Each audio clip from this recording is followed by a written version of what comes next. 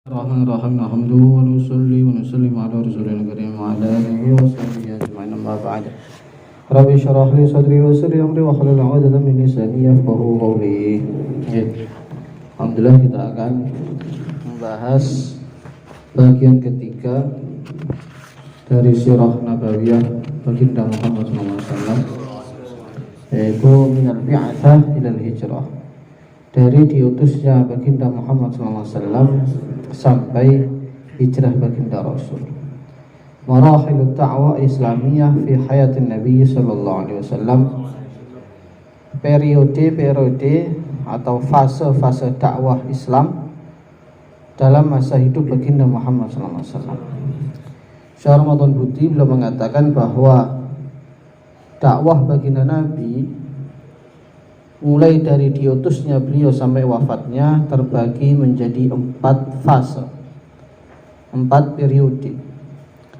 Yang pertama, dakwah sirron, dakwah secara sembunyi-sembunyi. Ini berlangsung selama 3 tahun. Kemudian periode kedua, dakwah secara terang-terangan, tapi bila qital, tanpa pertempuran, hanya dengan lisan. Ini berlangsung tahun keempat sampai hijrah, berarti sekitar berapa tahun? 10 tahun. Sekitar 10 tahun, cukup lama. Kemudian periode ketiga, ad-da'wah jahran ma'a qitalil mu'taddin wal badi'ina bil qital aw syarr. Wastamarrat hadhil marhalah ila 'ami sulhil Hudaybiyah. Dakwah secara terang-terangan ma'al qital, beserta adanya pertempuran melawan orang-orang yang memulai duluan perang. Artinya jihad dalam ketiga ini jihad untuk apa istilahnya itu, membentengi diri atau mempertahankan diri. Kita tidak memulai perang, Islam tidak memulai perang, hanya diserang duluan, sehingga dengan terpaksa beliau melawan. Kemudian fase keempat, ad-da'wah jahran ma'a qitali kulli man waqafa fi sabili da'wah aw imtana 'an ad-dukhul fil Islam ba'da fadri da'wah minal musyrikin aw al-mulahidah aw al-wathaniyyin. Dakwah bil qital secara umum, artinya sudah mulai bergerak, Islam sudah mulai bergerak, dan siapa saja yang menghalangi dakwah maka diperang. Tapi bukan berarti terus Islam memulai perang, enggak. Islam sebetulnya maunya sih tidak perang. Mulanya kan pilihannya gak langsung perang, pilihannya masuk Islam atau bayar jizyah. Nah, setelah itu baru pilihan terakhir, daripada menghalangi dakwah, daripada menghalangi tegaknya kalimat Allah hanya gara-gara oknum 1, 2, 3, ya diperangi. Mafhum ya? Ini kita belajar semacam ini, fase-fase semacam ini penting. Di antara pelajarannya nanti akan disebutkan oleh Syekh Budi. Cuman pelajaran di sini apa, marahil-marahil semacam ini, supaya kita tahu bahwa baginda Nabi saja, walaupun manusia sempurna, bahkan pimpinan Nabi dan Rasul, itu perlu waktu, perlu tahapan-tahapan untuk mencapai kesempurnaan dakwah beliau. Nah ini penting. Kadang-kadang manusia itu kan sukanya yang sat-sat kesusu ya, bahasanya kesusu. Pengennya dakwah neng kampung setahun langsung sak kampung melok kabeh. Nah, pengennya kan ngono pengennya. Biar aku mlebu kampung, sak kampung nerimo aku kabeh. Kau kabeh manut kabeh, gelem neng masjid kabeh, gelem salat kabeh, gelem ngaji kabeh, gelem dakwah kabeh lah. Pengennya kan kadang ngono. Piye aku mulai iki sesuk langsung koyok yai ngono neng Boro. Kabeh nek yai ini AA kabeh, B kabeh. Lah karepe kan ngono. Nah padahal kuwabeh itu perlu proses. Lah juga kadang sebagian orang, teman-teman kita terutama yang biasanya keluar-keluar khilafah itu, Sebetulnya khilafah itu bagus ya, tentu saja kita juga meyakini sopo to sing gak pengin Islam menang terus jadi pimpinan dunia. Cuman kadang-kadang mereka ini kayak apa ya istilahnya delok dunia iki sedotan. Jadi koyo dunia iki rupane siji kabeh, terus kabeh manut dhek. Ere pengin ndang satset-satset. Di antara pendapatnya orang-orang HTI itu menolak penerapan syariah secara tadriji, secara gradual kalau istilahnya, secara bertahap. Pinginnya Islam ini langsung diterapkan seketika, tidak ada tahap-tahapan. Pokoknya langsung sat nek gak ngono kafir langsung. Mulane sak donya meh kafir kabeh. Termasuk Indonesia, mulai presiden pertama sampai saiki, termasuk DPR, termasuk pejabat-pejabat polisi, tentara, apalagi itu tentara setan kafir. Gara-gara tidak menerapkan Islam secara langsung. Nah, 100%. Padahal dalam sejarah ya susah. Khalifah zaman biyen iki lho. Ya gak kabeh nerapne Islam secara 100%. Artinya apa iki perlu tahapan, perlu proses. Lebih penting Kanjeng Nabi perlu proses ora ilmu tekan. Lah kan ngono kasarane ngono. Apalagi kita yang banyak kekurangan, banyak dosa. Lah tentu saja proses itu perkara yang penting. Ojo langsung satset ngono, satset. Ad-da'wah sirran. Dakwah secara sembunyi. Ini penting sekali kata Syekh Ramadan Buti di antara hikmahnya. Padahal kan kita tahu Kanjeng Nabi itu kenapa kok dakwah sembunyi? Apakah karena takut orang Quraisy? Tentu saja tidak. Loh, Kanjeng Nabi ini setelah diperintah oleh Allah, ya ayyuhal muddatsir qum fa'andzir, tentu saja beliau yakin kalau pasti akan dibela, dijaga oleh Allah. Kan gak mungkin dikongkon Gusti Allah sing nyiptakno alam semesta kabeh perwakilane apa istilahnya utusane Jibril, malaikat Jibril. Malaikat sing paling mulya, pimpin malaikat. Terus enek ragu-ragu ning Kanjeng Nabi, lho engko nek aku dakwah, piye aku diganggu nek dipateni kaumku. Kan gak mungkin.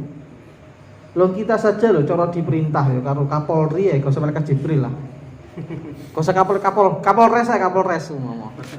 Cara Kapolres minta anugerah kamu dakwah ke Jongke, ngomong kowe utusan wis petantang petenteng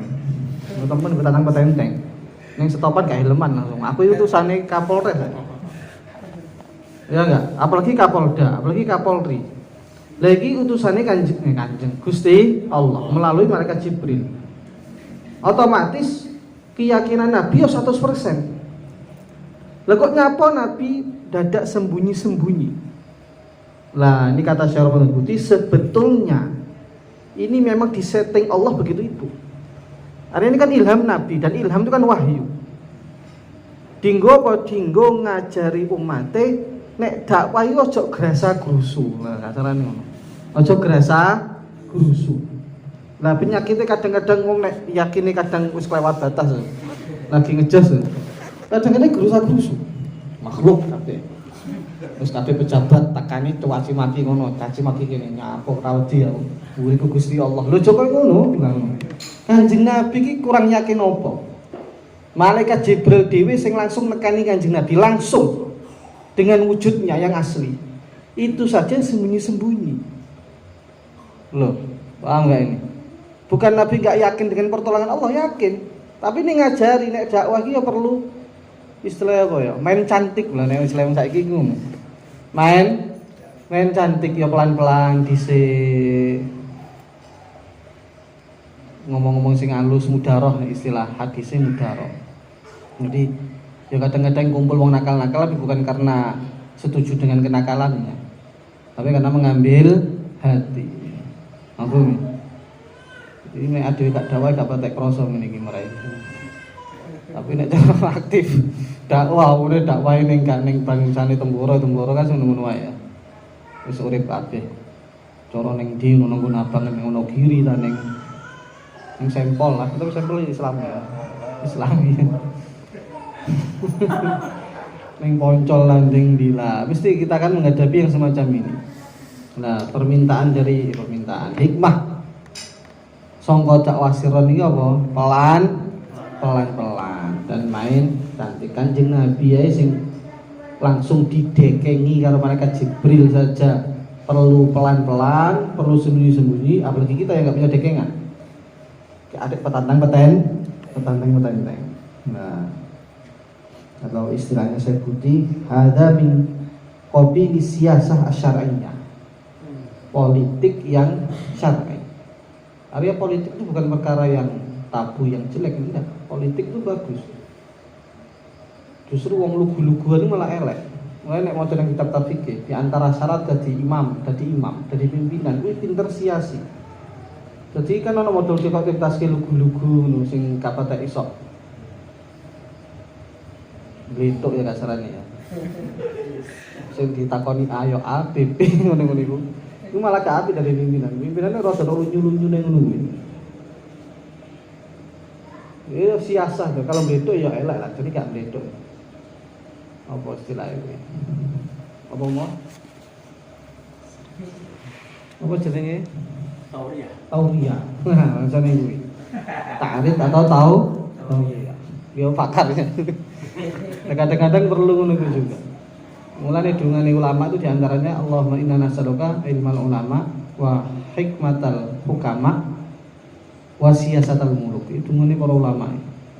Njaluk ilmune para ulama, kemudian hikmahnya wong-wong ahli hikmah, dan njaluk siasa.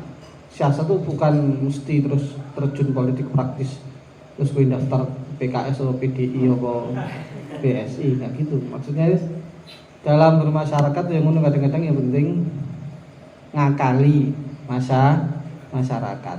Orang kok menang-menang lugu-luguan wiritan tok kan. Anjing Nabi ya pakai siasa.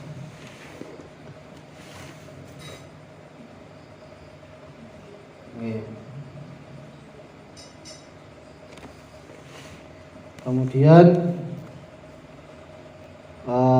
pelajaran yang kedua, al-awail alladzina dakhalu fil Islam hikmah min isra'ihim al Islam qabla ghairihim.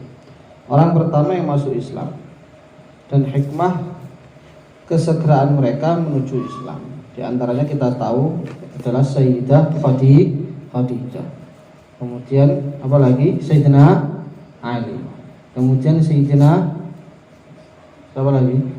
Zaid bin Harisah dan lain sebagainya, yang kata beliau rata-rata mayoritas yang menerima Islam Nabi awal-awal kuwi wong-wong miskin. Lah nyapa hikmahe proses Ramadan Putih? Perlu diketahui bahwa sebetulnya bukan pengikut Nabi saja yang awal-awal rata orang miskin. Hampir seluruh para nabi rata-rata sing melu wong melarat. Kata Syekh Ramadan Putih, di antara sir atau rahasia agama itu diterima oleh orang-orang du'afa pada permulaannya, krono agama ini memang tujuannya mengeluarkan orang min ibadatil ibad ila ibadatillah, menuju menghamba manusia, dari menghamba manusia menuju menghamba kepada Allah. Lah karena agama iki memang intine ngajak neng Gusti Allah. Lah kadang-kadang wong sombong kan karepe wong kan ngegungni awake dhewe. Dudu ngagungni Gusti Allah. Bisa ana wong sing ngene pejabat-pejabat gede. Normal ya, enggak semua ya. Biasane memang pingine menungso iki melok ndekne, ora melok Gusti Allah. Nah, makanya rata-rata nolak. Nolak, iki apa meneh iki? Ngajak-ngajak ning Gusti Allah. Wis melu aku ae. Itu kata Syekh Ramadan Al-Putih.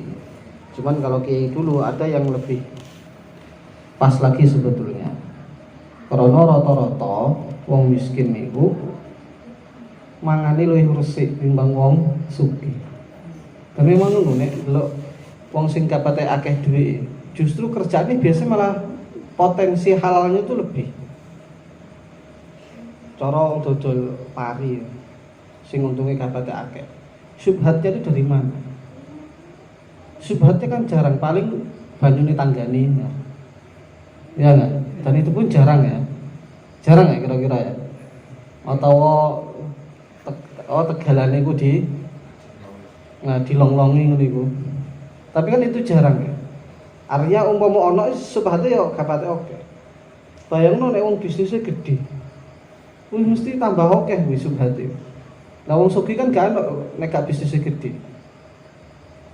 Lah krono apa istilahnya, hartanya semakin banyak dan semakin banyak yang gak halal, akhirnya artinya gampang reget. Sehingga untuk dimasuki risalah nubuwah itu rada akhir biasanya. Lah sing wong miskin krono luwih halal dan biasanya lebih lembut, akhirnya cepet menerima Islam. Kemudian yang ketiga, biasanya orang-orang yang non tokoh itu tidak punya kepentingan apa-apa. Uripe ya sebenarnya aku urip kan biasa ya. Kapatek neko-neko lah, terus pokok aku ngopi kerja ngono biasa ya. Are menerima kebaikan lebih cepat. Beda sama orang kaya. Orang kaya pertimbangannya oke. Mun aku melok iki bisnisku piye? Engko nek melok iki kok kanca-kancaku piye? Kok tokoku piye? Apa? Dene gak urut sih. Pertimbangannya akeh. Engko nek aku melok, lha engko relasi bisnis saya bagaimana? Akhirnya kau kan pertimbangan. Akhirnya cara mlebu nerimo Islami akhir-akhir. Lah wong miskin kelebihane kuwi tanpa pertimbangan. Dia kare pertimbangan apa-apa. Aku ping rene lebih bebas. Lebih bebas. Ya. Yes, 15 menit. Lanjut toh, mantep ya. Hah? Lanjut ya. Ya satu bab lagi ya, satu bab ya. Al-jahru bidakwah. Dakwah secara terang. Dakwah sembunyi hanya 3 tahun, kemudian dilanjutkan dakwah secara terang-terangan. Fasda' bima tu'mar wa'rid 'anil musyrikin. Kemudian Allah berfirman lagi, wa anzir 'ashiratakal aqrabin wa khfid janahaka liman ittaba'aka minal mu'minin. Ketika menerima perintah ini, maka baginda Muhammad SAW beliau naik ke atas sofa dan mengumpulkan orang-orang Quraisy ketika itu. Ya Bani Fahr, ya Bani Adi, semua kumpul. Kemudian ringkasnya Kanjeng Nabi mengiklankan ajaran beliau, agama beliau yaitu Islam. Sehingga Abu Lahab ketika itu mengatakan tabal laka, celaka kowe. Apa krana iki ngumpulno dhewe? Kumpul angin-angin guru ngomong agama. Ada turunlah ayat Al-Qur'an, tabat yada abi lahabiu. Kemudian Rasulullah SAW ketika menerima perintah wa anzir ashiratakal aqrabin, beliau juga mengumpulkan keluarga beliau. Wa dikumpul ya Bani Ka'ab bin Lu'ay, ya Bani Murrah, ya Bani Abdi Syams, ya Bani Abdi Manaf, ya Bani Abdul Thalib, sampai ya Fatimah, kabeh ditarget. Intine kon taat pe Gusti Allah, kon taat kon tauhid marang Gusti Allah. Nah, di antara pelajaran di sini kata Syekh Muhammad Budi ada 3. Yang pertama, ini penting, ini penting. Di ketika Nabi mengumumkan ajaran, kan apa tanggapan? Apa nerima semua? Enggak. Mayoritas menolak. Nah, ini pelajaran penting untuk menolak anggapan orang-orang orientalis yang mengatakan Nabi itu ajarannya mengajak pada budaya Arab. Kan ngono jare orientalis, orang liberal. Muhammad wis kate nguripno budaya Arab ae, ben adewe jenggotan serbanan mari ngono gamisan ning dindi. Ada ning bahasa Arab, Quran ning bahasa Arab, itu ingin mengekalkan budaya kakek nenek moyangnya saja. Kata orientalis. Nah ini menolak. Sejarah ini menolak. Artinya begini, andaikan Nabi itu membawa Islam ini hanya untuk menghidupkan atau mengekalkan ajaran kakek moyang beliau atau ajaran budaya Arab, tentu semua terima. Ya enggak? Lu kan seneng.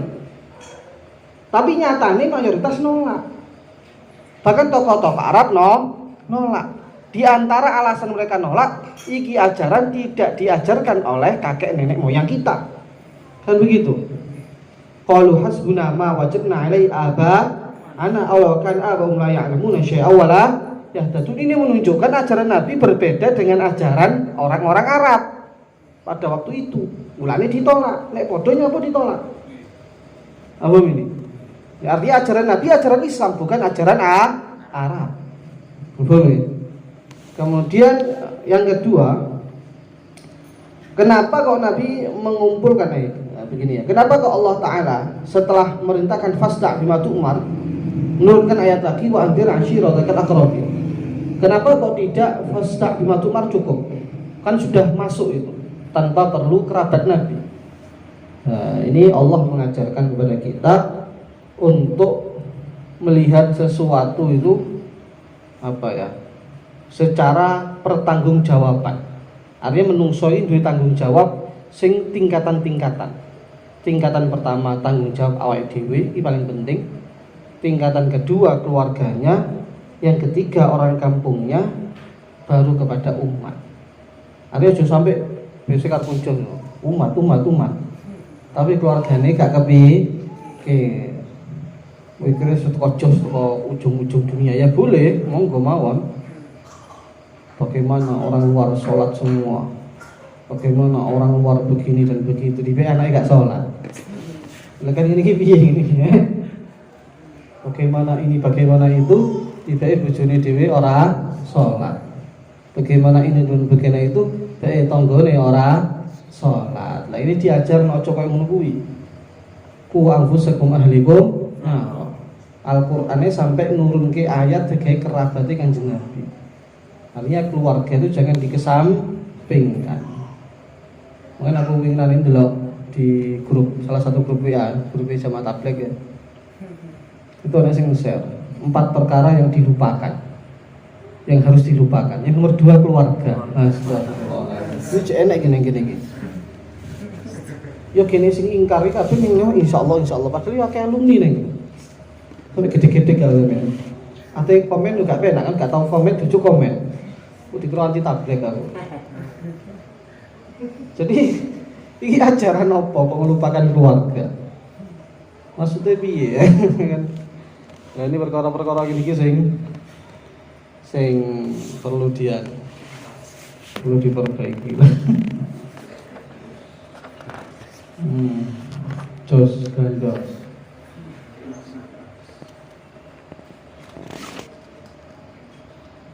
Oke, kemudian yang ketiga, di antara dakwah baginda Nabi kepada kaumnya ketika itu, ta'ala ila ma anzalallahu ala rasul, kemudian dijawab hasbuna ma wajadna ala abana. Nabi mengatakan Allah mengatakan awalau kana abauna ya'lamuna syai'a wa la yahtadun. Artinya di sini Allah Subhanahu wa taala melalui baginda Muhammad SAW mencaci atau mengkritisi ajaran-ajaran orang-orang terdahulu yang hanya berdasarkan ikut-ikutan nenek moyang. Nyapa nyembah iki, mbahku nyembah. Nyapa kuwi nyembah. Artinya memang Islam itu pada dasarnya agama yang tidak suka opo ki taklid dalam hal akidah. Mulane ning Islam iki sangat-sangat diperhatikan sing biasa ada kaji jenenge ilmu kalam. Supaya apa? Supaya akidah kita itu didasari oleh al-barahin al-aqliyah, argumentasi atau dalil-dalil akli. Jadi oleh ae nek kowe ngomong terus aku gak ngurus lah Allah piye, sebenarnya Allah siji, Allah kuasa titik wis. Oleh ae menurut pendapat jumhur orang semacam ini beriman, sah imannya. Walaupun khilafiyah ya, tapi jumhur sah. Walaupun dosa karena malas belajar, tapi sah. Tetapi perlu diketahui semacam ini mengerikan. Ini tidak sesuai sebetulnya dengan SOP neng Al-Qur'an. Neng SOP neng Al-Qur'an ini bukan hanya tuntutan beriman, tapi bisa berargumentasi dengan imannya. Mulane apa ono Kanjeng Nabi, bukan Kanjeng Nabi, nabi-nabi ditakoki terus kesuk jawab ya. Nabi Ibrahim dalam Al-Qur'an ketika sama Namrud kan iso jawab. Ya enggak? Gimana jawabannya itu? Isfa'ti biha minal maghrib itu loh. Fa innallaha ya'ti bisyamsi minal masyriq fa'ti biha minal maghrib. Kemudian Nabi Musa juga begitu itu, dialog dengan Fir'aun. Kanjeng Nabi juga malah banyak hadis-hadis itu berpuluh-puluh kali dialog. Artinya para nabi, para rasul mengajarkan kita enggak sekedar pokoknya aku iman enggak. Tapi imannya didasari dengan dalil. Mulane iki pentinge belajar ilmu kalam. Karena taklit-taklitan ya walaupun taklit dhewe bener, tapi yo gak patek api. Kok dadine qalu hasbuna ma wajadna. Nah, walaupun nggak cocok ya, ini kan untuk orang kafir. Tapi ada miripnya akhirnya kan, mirip taklid. Mulai taklid dalam ilmu akidah itu madhmum walaupun sah. Belajar sidik-sidik ilmu kalam walaupun singkat ruwet. Setidaknya ada jawabannya. Apa Allah enek kudu alam. Apa Allah kudrah? Allah lemah. Apes masa jadi Tuhan? Kenapa Allah satu? Ya kalau Allah dua nanti bagaimana Tuhannya? Kita milih yang mana? Yang A atau yang B? Nah, begitu itulah dan lain sebagainya. Insyaallah ya. Muka-muka manfaat al-Fatihah.